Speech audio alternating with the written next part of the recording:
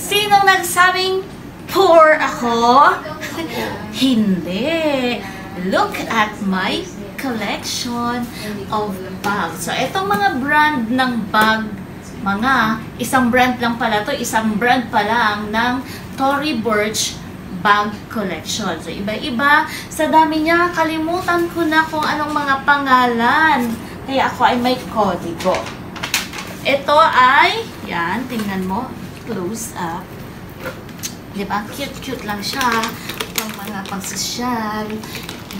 Pangalan nito ay Eleanor convertible bag. So, yung may mga ganito ay mga Eleanor. So, this one ay, ano na nga ba to? Si Ella.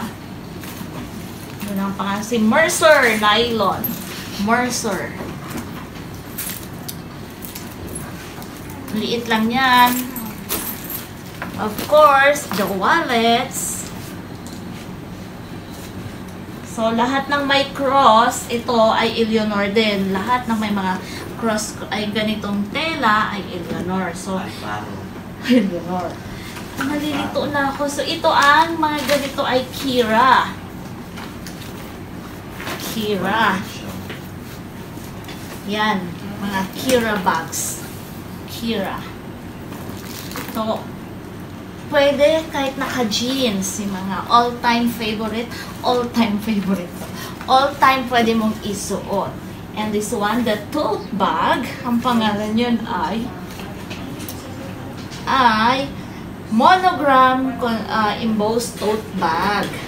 Tapos, ito naman ay sino na nga ba itong pangalan niya? Si Ella din. Ella din ang pangalan niya. Nylon Ella.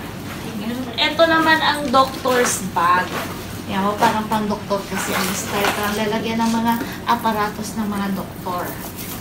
So, sa mga nakakaalam ng presyo dyan, hindi ko na sasabihin kung magkano bawat isa. Pero ang ito ay mga 5 digits bawat isa. Sa dami na yan, hindi kayo na bahala. May isa pa pala dito. Seminar. Lahat yan ay original ha. Wala ditong ukay-ukay. Wala. Lahat yan ay legit na original. Kaya nilabas-labas na kasi inaamag sa mga lalagyan. Tingnan nyo naman yung kanyang mga lalagyan. Oh, di ba? Ganyan yung mga kanyang bag. Lalagyan original yan. So, kasi syempre, bihirang magamit. Kaya kailangan nakahanginan din para hindi masira. O, yung mga lalagyan niya, may mga logo niya. 49,000. Paano ka kaya ito gagamitin lahat,